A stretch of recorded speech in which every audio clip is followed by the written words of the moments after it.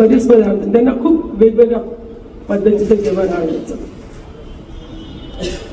पण 1.5 महिन्यापूर्वी जेव्हा पंचायतचं इलेक्शन होतं तेव्हा ती घरी आली आणि पूर्वाला विचारलं, पूर्वाने काय घेणार, सकाळी आली. म्हणजे कॉफी घेणार.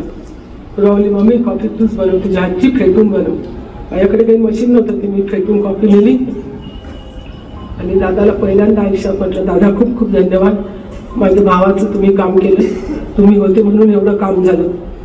तिथे इतक्या प्रेमाने माझ्याकडे बघितलं आणि मला म्हणले, ताई बसा ना माझ्या बाजूला, मला काही बोलायचं आहे तुमच्याशी.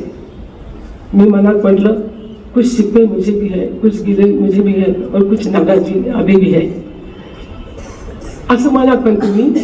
आणि ते म्हणते, माझ्याकडनं मागे चुकलं, तुमच्या भावाबद्दल चूक सुधारायचा प्रयत्न केला पण नंतर यश आलं नाही, त्यामुळे हे काम केलं. हे काय तुम्हाला उपकार नाही केलं, मी माझ्या समाधानासाठी केलं. मी पहिल्यांदा दादासोबत इतकी शांतपणे बसली, बोलली आणि ती माझी शेवटची भेट होती.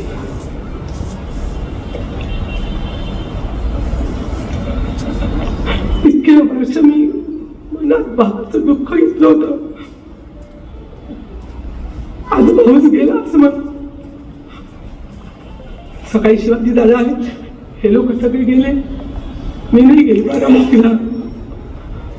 इतके वर्ष राजकारण माणसाची बायको म्हणून मी राहिली,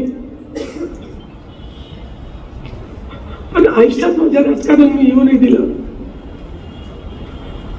शिवाजी दादा गेले, अजूनपर्यंत आमच्या घरी बुंदी बनली नाही. दादा यायचे, मी म्हणायची, दादा थांबा ना, मी तुम्हाला बुंदी बनवून खाऊ घालते. मला फार शोक वाटला, अर्ध्या रात्री कोणी म्हटलं तर मी खाऊ घालते, पण तेच तुम्ही राजकारणाच्या गोष्टी